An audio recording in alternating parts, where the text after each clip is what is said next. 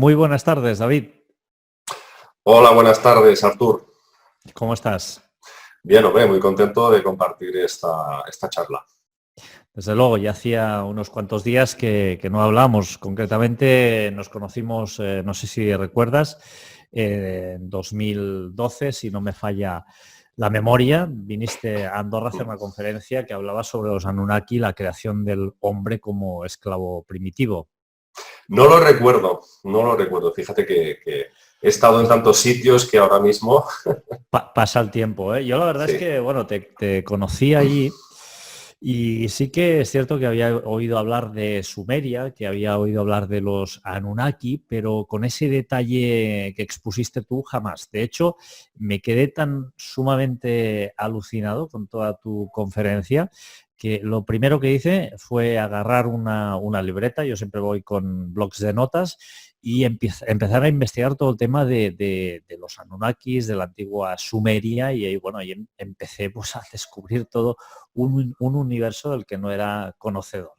Ostras. O sea que de alguna manera te incentivó a Eh, que lo investigaras por ti mismo luego, ¿no? Exactamente. Luego en 2014 Mm. nos volvimos a ver en el Congreso de Sapiens y tocaste un tema también muy interesante.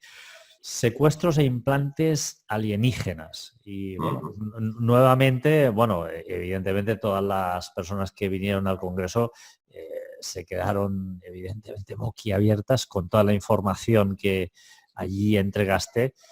Y bueno, y una vez más, pues un tema muy, muy interesante. Te quería preguntar varias cositas. Tú, David, Mm. empiezas tu trabajo ¿cómo exactamente? ¿Empiezas a escribir, a pensar, a divulgar? ¿De qué manera? Porque ahora tienes un canal de YouTube que se Sí, llama sí. Rimbel 35. Por cierto, Mm. recomendamos a todo el mundo que no esté suscrito, pues que se suscriba, porque los vídeos que allí haces son impactantes y además están muy bien fundamentados y con muchísima información. Bueno, muchas gracias, muy amable. No todo el mundo piensa como tú. Como sabes, hay mucha gente que quiere, pues, de alguna forma desacreditar a todos los investigadores. Pero bueno, siempre ocurre lo mismo, ¿no?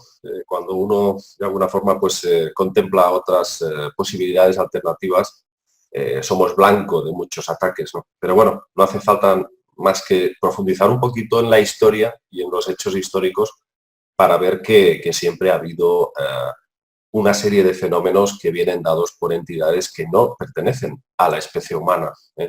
Pero bueno, respondiendo a tu pregunta, yo esto ya lo tengo, este interés por todo lo esotérico, lo paranormal o simplemente el tema ufológico desde siempre, desde que era niño, ¿no? Es algo ya de tipo endógeno. Siempre me ha acompañado esta especie de curiosidad, esta pasión, ¿no? Para desvelar estos enigmas o al menos intentarlo.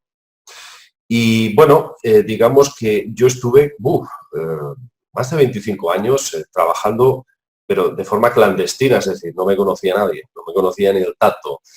Y había estado muchos años metido dentro de lo que es la astrología. Estuve mucho con este arte de la interpretación de los astros a través de las cartas astrales o las cartas natales.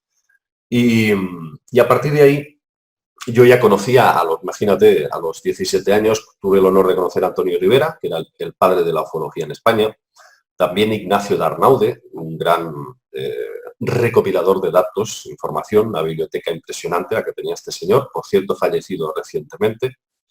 Y bueno, de ahí ya empecé pues también a contactar con grandes ufólogos de la tercera generación como Javier Sierra, Josep Guijarro y muchos otros. Y bueno, digamos que yo ya había escrito, pues ya había hecho mis pinitos, mis pequeños pinitos literarios, había estado haciendo mucha radio, también alguna que otra aparición televisiva, pero muy discreta y generalmente en canales locales.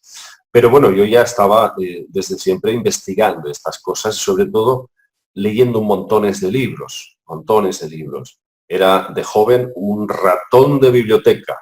Lo que más o menos hacían los jóvenes a mi edad pues era salir a las discotecas y yo me quedaba en casa las noches del sábado a leer y a leer y a devorar libros. con lo cual, bueno, esta pasión me llevó a que, lógicamente, no podía conciliarla con una profesión vocación. No me podía ganar la vida con esto, con lo cual, como no me podía sustentar, pues tenía que buscarme diferentes trabajos, ¿no? Yo pues no tengo ningún problema, es decir, que he hecho de todo, de camionero, he hecho de taxista, he trabajado en fábricas, he trabajado en la construcción, he hecho 1000 cosas, lo que casi todos hemos hecho antes de conseguir, evidentemente, pues estabilizarnos en algo vocacional, ¿no? Y ciertamente que lo vocacional para mí era este mundo, ¿no? Hasta que en el año 2010 pues creé el canal Rimbel 35 como un hobby. Y los primeros vídeos que aparecieron en Rimbel eran vídeos de astrología, que no veía ni el tato, todo hay que decirlo. Hasta que un día pues recuerdo que estaba aquí sentado en el sofá con unos amigos y me vino como un fogonazo, una idea de decir, ostras, pues los trabajos de Zecharia Sitchin pues se podrían muy bien escenificar en forma de documental, ¿no? Y ahí empecé. Y digamos que, bueno, el capítulo 1 fue ya pues muy extrañamente exitoso, el segundo más, el tercero ya la gente pedía más y ahí me di cuenta de que realmente se había conseguido fusionar mi pasión y también el público estaba, digamos, pues compartiendo esa chispa. Y ahí empezó el tema Anunnaki, que se convirtió esta saga de los Anunnaki en casi me atrevería a decir en un fenómeno sociológico, porque es que no se hablaba de otra cosa dentro del campo, por supuesto, paranormal, ¿no? Y cruzó fronteras y en Latinoamérica también generó muchas preguntas. Y ahí fue cuando, aproximadamente en el 2013, fui invitado también al programa muy famoso en esa época, Cuarto Milenio, y empecé pues a darme a conocer dentro de este contexto de los Anunnaki, los dioses de la antigüedad, de la antigua Sumeria. Y bueno, por supuesto, a partir de aquí, pues el resto supongo que es conocido por todos. Desde luego que es conocido por todos. Oye, ahora que estamos aquí y no nos oye mucha gente, No. Te quería hacer una pregunta. Porque, bueno, tú sabes que, igual que tú, pues yo investigo todo el fenómeno ovni o ufológico. Oye, ¿sabes que recientemente hubo un dron ahí en Barajas? Yo recuerdo... ¿Era realmente un dron o qué hubo ahí? Porque no hemos visto ninguna imagen concluyente. No hemos visto ninguna imagen concluyente y además en el mismo día que se denuncia este supuesto dron que cierran el aeropuerto, por la tarde se nos dice por televisión que un avión ha tenido que hacer un aterrizaje forzoso con una serie de averías, me parece en el tren de aterrizaje, cosas muy raras, en el mismo día. ¡Qué raro! Eso, yo la verdad no tengo ni idea de lo que hay detrás, objetivamente hablando, pero sí me parece coincidencia, mucha coincidencia, dos sucesos en un mismo día tan extraños. Bueno, pero ya sabes que somos un poco conspiranoicos y claro, estas cosas pues evidentemente pues no entran dentro de lo estándar. Oye, retomando un poco toda esta cuestión de los Anunnaki, ¿quién es Enki, David?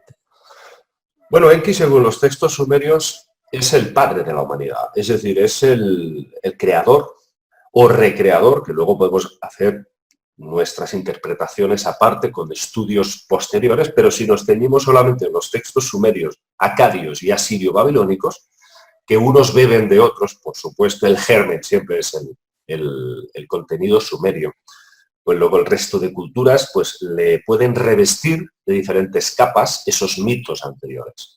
Pero básicamente Enki viene a ser, digamos, una especie de genetista, fíjate, es descrito como un ser de naturaleza diferente al resto de sus congéneres, que parecen ser reptilianos, pero no por los textos, cuidado, en los textos no hay nada concreto que nos diga que los Anunnaki sean reptilianos, pero tampoco humanos. Lo que sucede es que los investigadores consideramos que podían ser reptilianos por unas figuras encontradas en Jarmo, concretamente yacimiento de Harmon, que pertenecen a la cultura Alobey, que es una cultura proto-sumeria. Cuidado, es anterior a la propia fundación sumeria. Y en esas figuritas aparecen unos seres en forma de lagartos, pero perfectamente definidos. Entonces, claro, las cabezas ligeramente dolicocéfalas, incluso una diosa madre, que se han postulado mil teorías sobre cuál podría ser esta diosa.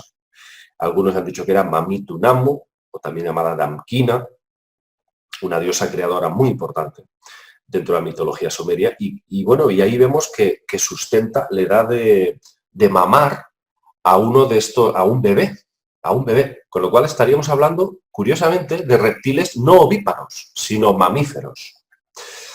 Entonces, basándonos en eso, cuidado, es una teoría, no estamos diciendo al 100%, pero luego hemos ido encontrando diferentes pistas que refuerzan esta teoría reptiliana.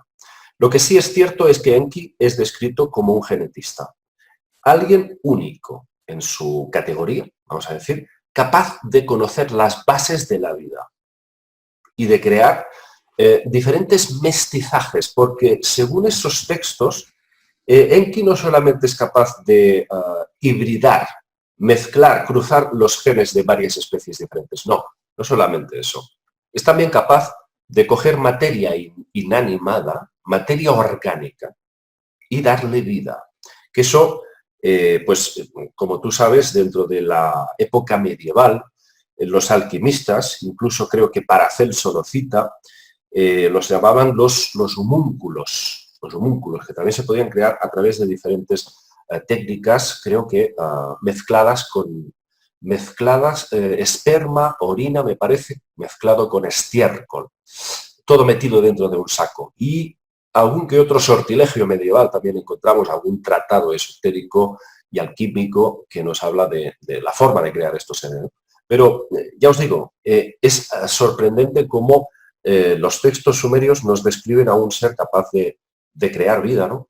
Y hay, me parece que es en la versión acadia, en la que se dice que es Marduk, su hijo Marduk, quien propone a Enki, su propio padre, el crear al ser humano, ¿no? Y dice, voy a amasar carne y sangre para crear un esclavo, un ser que sirva a los dioses para que estén felices, para que estén a gusto, dice concretamente, ¿no? Pero luego parece sugerir los textos que estos humanos o lulús, esclavos primitivos, son utilizados de forma pues muy indigna, maltratados y muy mal considerados. Y eso parece que irrita mucho a Enki, porque Enki de alguna forma se encariña con sus criaturas y empiezan ahí las primeras hostilidades. Empieza a darse cuenta de que el ser que ha creado no solamente sirve a un propósito de esclavo, sino que tiene mucha más grandeza dentro de sí. Y Enki está obsesionado en convertir al humano en un ser libre pensador, independiente del yugo de los dioses, que constantemente lo utilizan para explotarlo y para que solamente lo veneren los dioses y sacrifiquen montones de animales. Y esa es una verdadera, es una de las cuestiones más ignoradas, ¿no? El tema de los holocaustos, de los sacrificios. Pero bueno, no vamos a salirnos del tema. Claro, a ver, yo siempre he sido muy...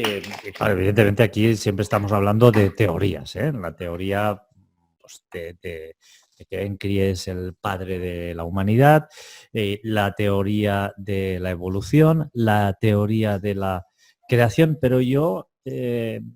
David, yo soy muy creacionista porque la verdad es que cuando observo todas las especies y sobre todo la humana, detrás hay un diseño realmente increíble. Y lo que tú decías no solo está en estos escritos sumerios, sino que también en escritos muy antiguos de los Hopi ya se habla de que aquellos dioses fabricaban al ser humano en base a unas arcillas, a unos barros, y también se habla de lo mismo en la Biblia. Y en los mayas, que amasaban con maíz. la raza humana. Primero me parece que era barro, después fueron cambiando. Diferentes alegorías que hacen referencia al mismo concepto creacionista. Pero ahora tengo la pregunta del millón. Si, en primer lugar, ¿qué pruebas tenemos, según esta teoría, de que nos crearon o que Enki fue el creador de la humanidad? Bueno, objetivamente, la conciencia, que es lo que nos diferencia del resto de especies animales. Los animales se mueven por instintos, sienten mucho, sienten quizás tanto o más que nosotros, cuidado, porque negarle sentimientos a los animales, eso tampoco es justo. Pero el razonamiento es otra historia y la conciencia es el estado que te permite entender y comprender que existes, que eres capaz de saber quién eres. Dentro de eso, pues se establece también esos patrones temporales, ¿no? Yo sé de dónde vengo, sé lo que estoy haciendo y sé más o menos hacia dónde quiero ir. Esto los animales no lo tienen. Con lo cual, el concepto de conciencia es algo extraordinario. Y yo creo que ahí es donde se establece ese nexo con estos seres, concretamente con Enki, que parece que nos otorga esa conciencia. Eso lo encontramos mucho dentro de lo que es el Génesis, ¿no? Que el Génesis, al fin y al cabo, tal y como Joseph Smith, me parece que fue un asiriólogo inglés que escribió un libro, se llamaba El Génesis Caldeo, y ahí fue cuando este señor, en el finales del siglo XVIII, me parece, descubre que efectivamente el Génesis es el ejemplo más básico, pero hay otros pasajes bíblicos también, son una copia, palabra por palabra, de los textos sumerios. Y esto es bastante irritante para pues ciertas instituciones religiosas, no solamente la cristiana. Porque realmente vemos que el mito de Adán y Eva ya lógicamente coge patrones de conceptos sumerios y babilónicos. Fíjate que incluso se cita a Ziusudra, que ya hablaba de el héroe del diluvio universal y que luego en la Biblia aparece como Noé. Es transformado los nombres, son transformados los personajes, incluso ciertas ubicaciones, pero básicamente hablamos de lo mismo. Pero sin salirme del tema de Adán y Eva, Artur, es alucinante, porque ahí lo que se cuenta es que la serpiente siempre se nos ha dicho que es el malo de la película. La serpiente aparece como tentadora, cuando en realidad las antiguas tradiciones no la definían como tentadora, sino como instructora, que es diferente. ¿Qué sucede? Que esa serpiente, que también hay una parte alegórica muy grande, no es literal ni debemos tomarnos de forma literal esa escena, ese pasaje. Pero cuando aparece la serpiente dice, ¿quién os ha dicho que no podéis tomar del árbol, del fruto del árbol de la vida? ¿No? Dice, Yahvé, ¿no? Dios nos ha dicho que si lo hacemos, moriremos. Y él dice, no, es que él bien sabe que si lo hacéis, se os abrirán los ojos y seréis como dioses. Hay otro pasaje que también Yahvé mismo dice, cuidado, no vaya a ser que el hombre coma del árbol del conocimiento y llegue a ser como nosotros. Con lo cual, constantemente se revela, tanto en textos hebreos como sumerios, como incluso el libro de Enoc, siempre aparece el terror que tiene Yahvé de que el hombre pueda llegar a alcanzar una autonomía de pensamiento y de inteligencia que pueda llegar a superarles a ellos. ¿Por qué ese miedo? Pues parece que la respuesta está en la serpiente. ¿Y sabes quién puede ser esa serpiente? Enki. Pues no. Enki. Enki es el que parece que quizás, si intentamos darle una visión más moderna dentro del concepto extraterrestre, ¿quién nos dice que Enki pudo adosar un gen o un conjunto de genes que son los que faltaban para que el hombre se iluminara a nivel conciencial? Porque en ese momento, cuando comen del árbol del conocimiento, es cuando Adán y Eva se dan cuenta que van desnudos.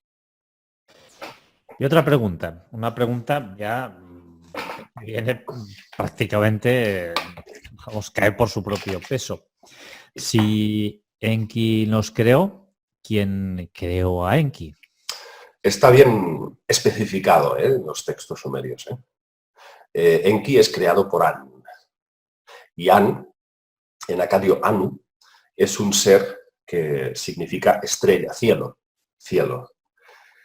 Y es el dios del cielo, el padre de todos los dioses Anunnaki. Pero cuidado, porque An era también llamado el séptimo de los Usumgal.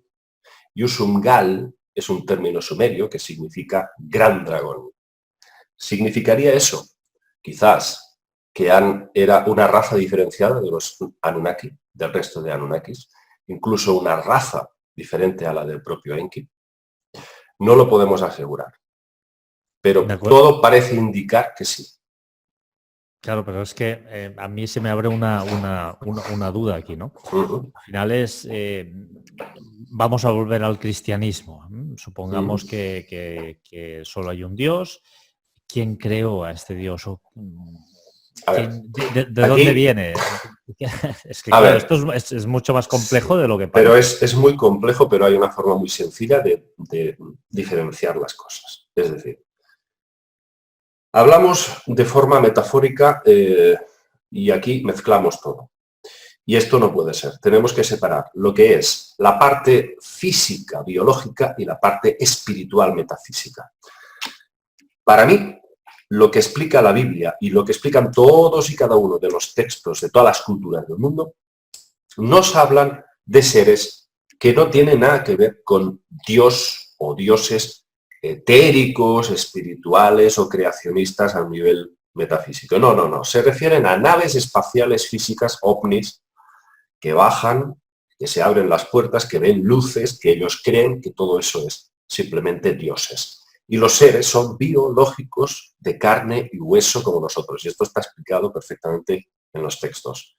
Estos seres son seres físicos que tienen necesidades biológicas, copulan. El libro de Enoch nos cuenta cómo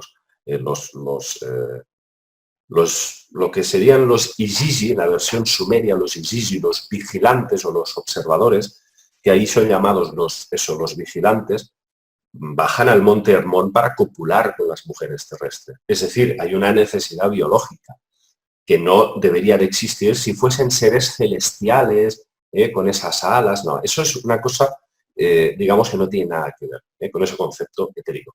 Luego, para mí, lo que cuentan estos textos no hablan de Dios o de dioses que sean reales. Físicamente son biológicos. Y son extraterrestres. Para mí son entidades extraterrestres avanzados, con mucha tecnología.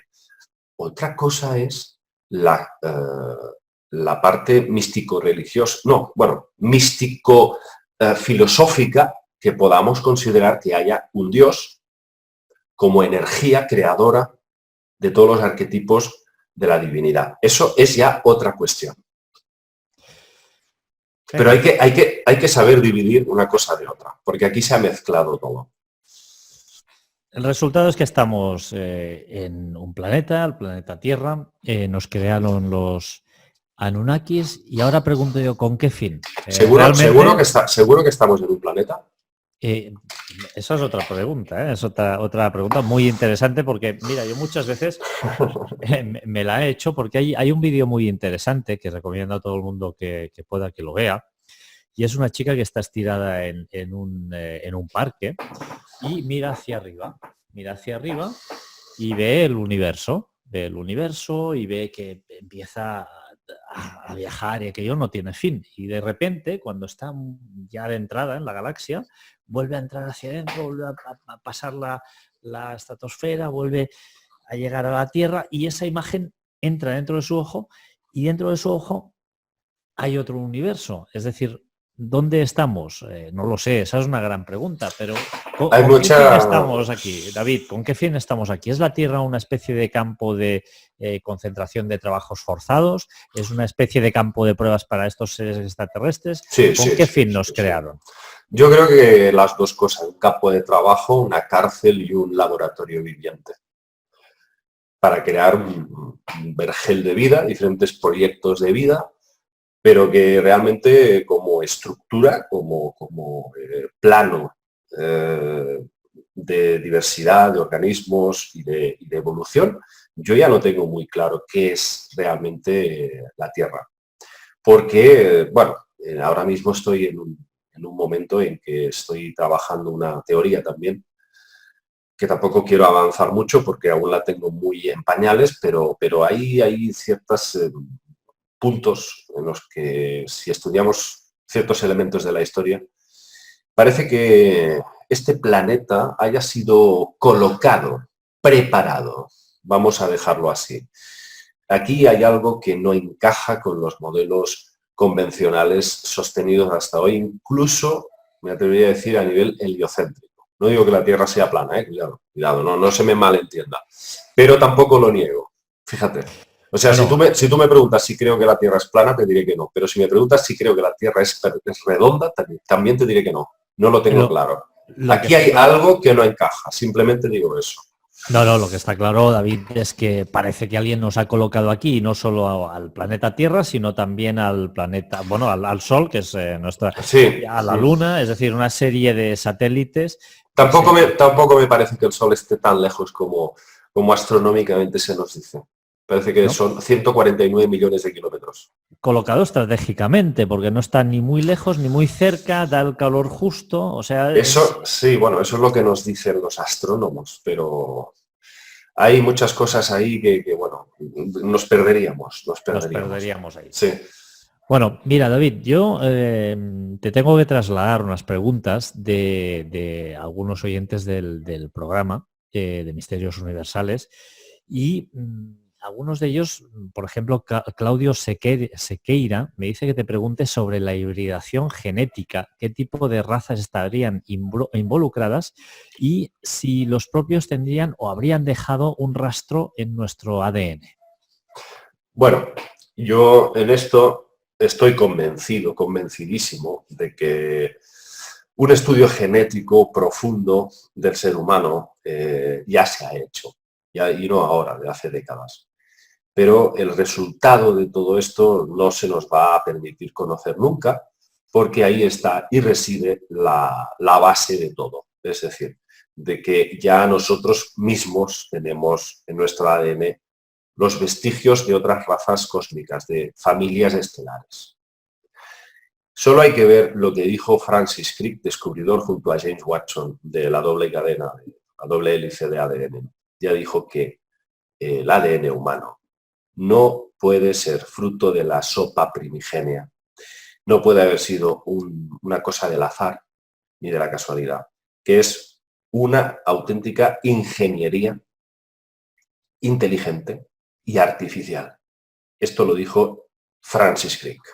Yo siempre he dicho, David, que los primeros extraterrestres que hay en la Tierra somos nosotros mismos y no creo equivocarme demasiado. Y tanto. Así, de eso sí que estoy convencido. Alfonso, unos más que otros, por eso. Bueno, desde luego, eso seguro. Mira, Alfonso, que se apoda Guerrero del Cielo, que tiene un grupo en Telegram que se llama Paranormal Ocultos, me dice, mi pregunta para David Parceisa: hola, amigo mío, genial tu labor como ufólogo y el mundo de lo paranormal. Mis preguntas son dos. ¿Por qué cuando ya existen miles y miles de pruebas veraces, la NASA no da una noticia abierta y clara al mundo? Es absurdo intentar mantener una mentira, ya que no pueden esconder dando unos rodeos, intentando decir que sí, pero no de una forma clara. Dice, pero lo que más me choca, ¿por qué no estos seres tan evolucionados tecnológicamente como mentalmente, digo por su inteligencia muy superior a la nuestra, no pueden o no quieren dar la cara sabiendas que ya sabemos que están por aquí y hay más que evidencias suficientes que así lo corroboran? Bueno, la NASA, ¿qué voy a decirte? La NASA para mí es una tapadera, lo he dicho muchas veces. ¡Ay! No, vale. Estoy totalmente de acuerdo contigo. Sí, no. Y mira que no me he puesto la camiseta expresamente, pero sí. Estoy de acuerdo que no solo la NASA, sino muchas empresas, incluso no gubernamentales, como Google, como Microsoft, como Apple, son tapaderas o incluso vehículos extraordinarios de manipulación masiva de masas. A ver, yo la NASA lo veo como que ellos en su momento van a dar alguna que otra revelación, pero siempre va a ser coordinado con sus propios intereses, ¿vale? No sabemos exactamente por dónde nos van a salir, porque es muy complejo y hay muchas agendas, ¿eh? No solamente hay una. La gente se cree que cuando hablamos de los Illuminati, pues estamos hablando de un grupo de gente que están todos perfectamente coordinados. No, hay entre ellos, esto es como los lobos cuando encuentran una presa, ¿no? Pues todos están ahí a ver qué trozo, qué pedazo se pueden quedar el uno y el otro, ¿no? Y ahí, pues normalmente hay un macho alfa, pero cuidado porque los otros están ahí detrás, esperando a ver si puede coger un pedacito. Y esto, sí, sí, sí, sí. Y realmente la NASA, yo creo que detrás se esconde un programa secreto espacial que ha sido denunciado por varios insiders, ¿no? Y lógicamente ellos hacen experimentos y han, por supuesto, desarrollado sistemas de teletransportación. Esto del motor cohete, vamos, es que no hay quien se lo crea cuando llevan tantos y tantos años de adelanto por encima de lo que nos muestran en los medios, ¿no? Intervención extraterrestre. Bueno, yo creo que sí se acabará dando porque acabará pasando algo. Acabará produciéndose algún tipo de desastre o la élite de alguna forma pues tomará ya cartas en el tema del New World Order.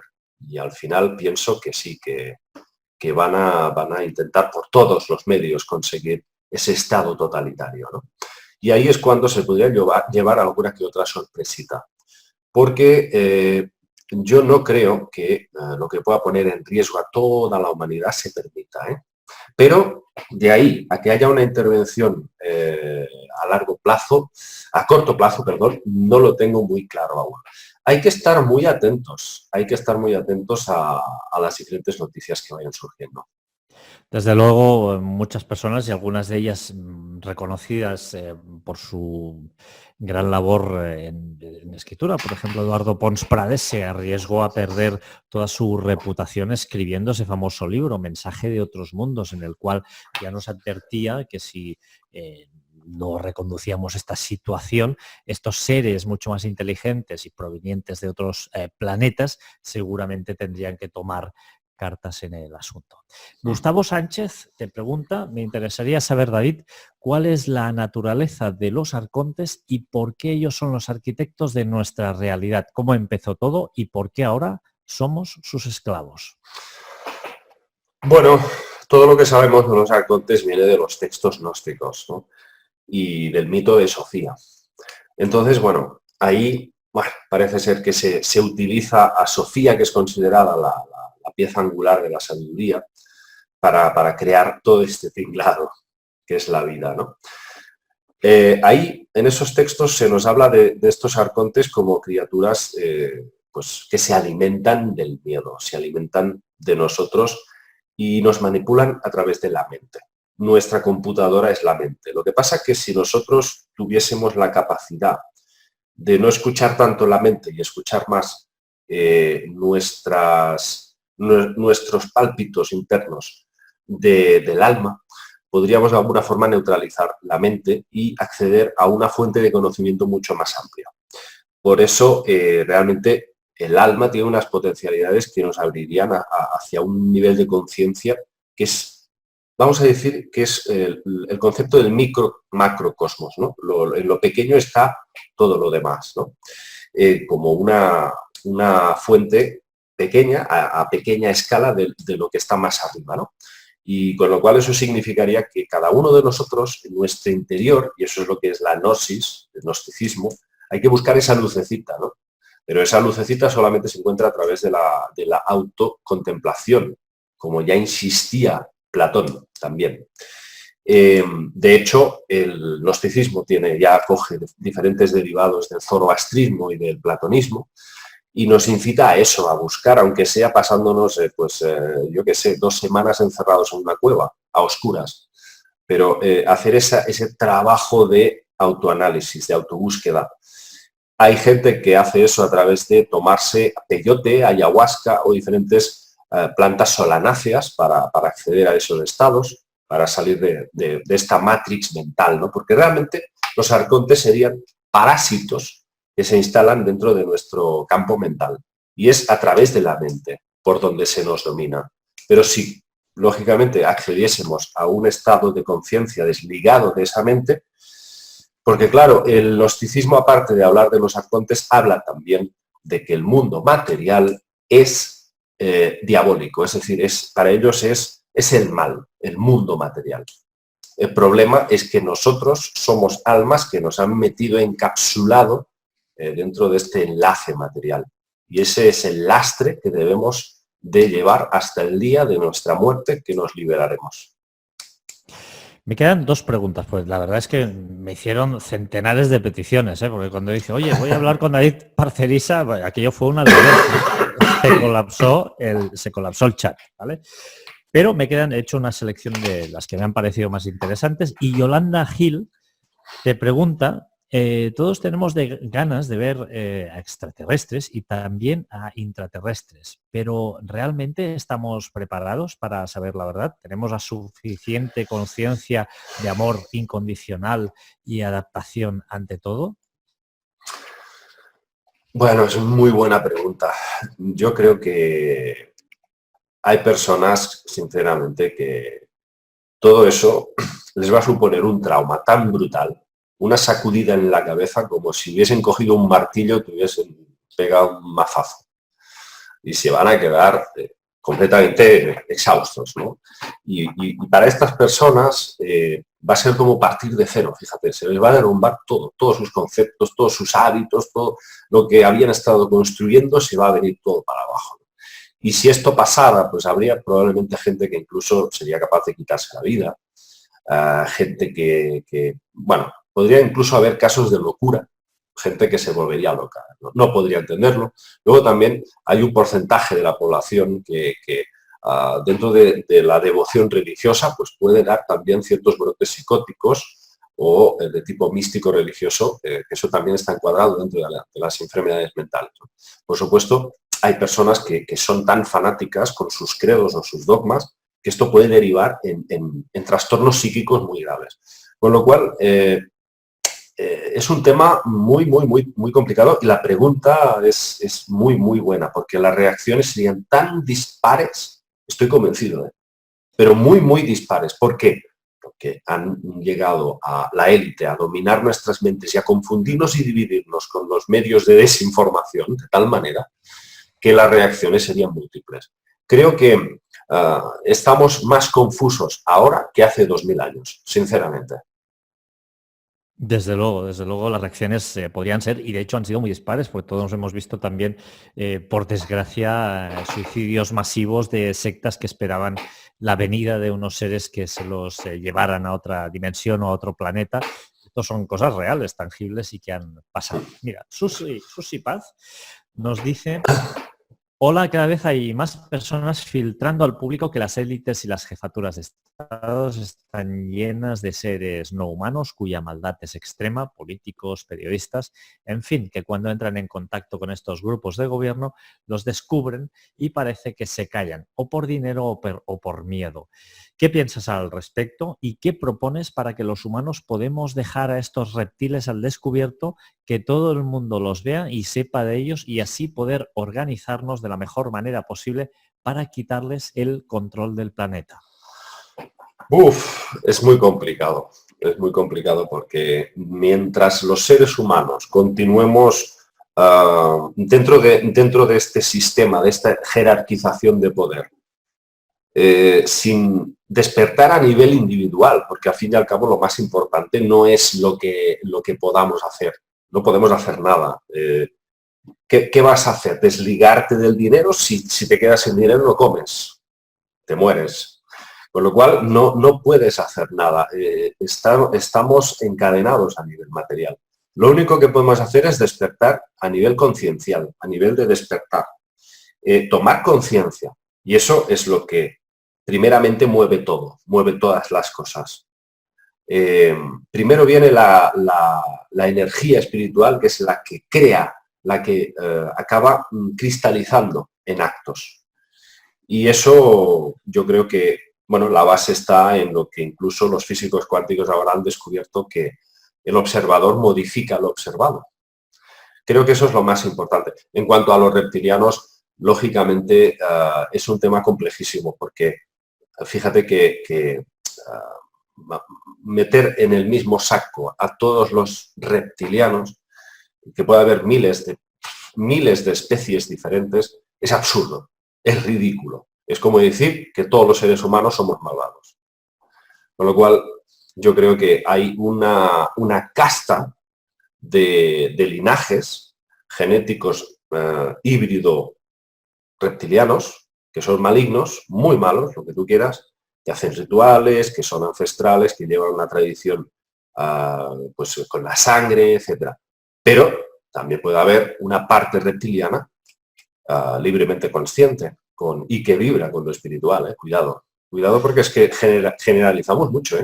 Generalizamos mucho y aparte veo mucha gente que con una ligereza increíble se te acerca y te dice, yo soy pleiadiano. Vale, muy bien, pero y vamos a ver, ¿qué es ser pleiadiano? Si hay más de 3.000 estrellas en las Pléyades, que pueden dar vida a millones y trillones de sistemas estelares.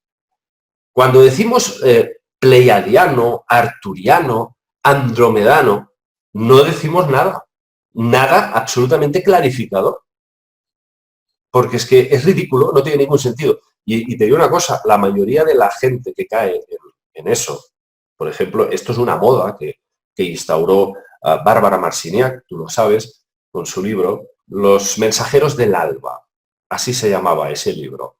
Causó un estrépito muy grande dentro de los círculos pues esotéricos, espirituales, ¿no? Y creó una moda y una tendencia, ¿no? Y ahora todo el mundo habla de pleiadianos, ¿no? Pero fíjate una cosa, hay tantas constelaciones, tantas estrellas, y nadie habla de ellas porque los nombres no son sugestivos, no son llamativos como las Pléyades, que es una palabra tan bonita que sugiere cosas tan bonitas que la gente, para sentirse importante, empiezan a creerse realmente ellos mismos que proceden de las Pléyades.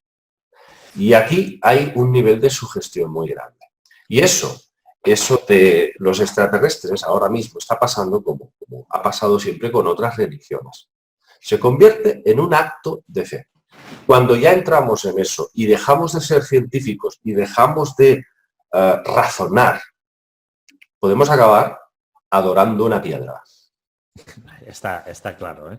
Siempre lo que manda por encima de todo es la coherencia, sobre todo el hecho de tener datos científicos. Esto es como la medicina, ¿no? La autocuración, la autosanación, evidentemente puede ser una parte muy importante, pero los médicos evidentemente han progresado mucho y claro, ahí están por algún motivo, ¿no?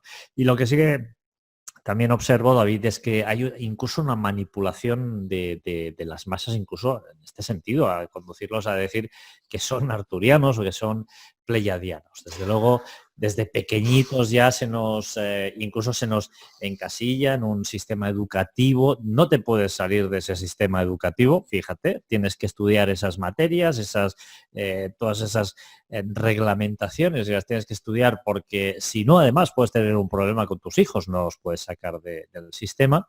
Pero dentro de esta cárcel en la que estamos hay algo muy importante que sí que podemos hacer, aunque esto también está en peligro, ¿eh? Que es abrir nuestra mente, observar y de alguna forma intentar despertar y salir de ese encajonamiento. Y una manera muy interesante me parecía lo que decías tú, que es acercarse a la madre naturaleza, y bueno, y es algo que considero interesantísimo. No sé si has visto ahora recientemente, hay un médico que, bueno, lo que ha dicho básicamente sale en el artículo en el País. Es un médico, es un científico que se llama Rafael Yuste, que dice que está pidiendo que los gobiernos hagan una ley para impedir que se manipule el cerebro, porque es el último bastión. Es decir, estamos llegando a un punto que será posible leer la mente humana. Sí, bueno, pero esto es lo que está pasando ahora mismo con el transhumanismo, ¿no? ya hay personas que se les enchufa un chip en la cabeza con una memoria externa. O sea que... Y estas personas creen en este concepto como la clave del progreso que va a cambiar la civilización humana para bien. Es la desconfianza, en el fondo todo esto esconde una inseguridad absoluta de las capacidades humanas. Se creen que los humanos somos limitados porque son incapaces de acceder a esos otros repertorios místicos que tenemos, esos resortes internos que van más allá de todo lo conocido, y que Jesús de Nazaret fue buena prueba de ello, y que no se ha entendido nada de lo que este hombre intentó fomentar. Más bien todo lo contrario, se han cimentado pues, religiones e iglesias en su nombre, pero la base de lo que él decía apuntaba hacia aquí dentro. Pues en vez de eso, no, vamos a hacer transhumanismo, vamos a crear máquinas porque no confiamos en nosotros mismos ni en nuestros potenciales. Y vamos a acabar, como en la película Matrix, enchufados a una máquina, a un chip, para que piensen por nosotros. Bueno, ya lo están haciendo, ya están pensando por nosotros lo que tenemos que vestirnos con la moda, algo tan simple como la moda que siempre ha existido. Yo siempre he dicho que el significado textual del término moda es esclavo, esclavitud. A mí nadie me tiene que decir cómo tengo que vestir o cómo tengo que peinarme o qué tengo que comer o hacer. Eso es la destrucción absoluta de la libertad y el libre albedrío del ser humano. Desde luego, David, no vamos bien, pero bueno, gracias a personas como tú, pues se intenta invertir esa tendencia. David, muchísimas gracias por tu tiempo. La verdad es que nos has aclarado muchísimas cosas y una vez más nos has demostrado que detrás de tu canal, detrás de Rimbel 35, no sé si te podemos encontrar también en redes sociales, en algún otro lugar más. Sí, bueno, yo tenía Facebook, pero me lo caparon. Sí, no sé, no dieron tampoco ninguna justificación. De un día para otro, pues me quedé sin Facebook y tenía, pues no sé, más de 40.000 o 50.000 seguidores. Y fue muy triste para mí dejar a toda esa gente así colgada, ¿no? Pero bueno, yo ahora mismo tengo Instagram. Sí, muy bien. Pues en Instagram sí que me podéis encontrar por ahí.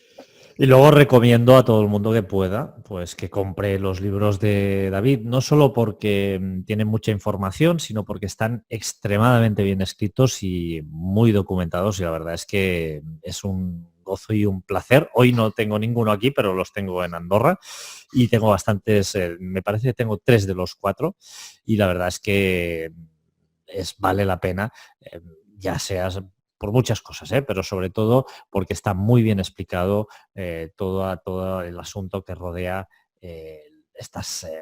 todas las creencias mesopotámicas y toda la cuestión sobre aquí. Muchas David, gracias. muchas gracias. Nos vemos.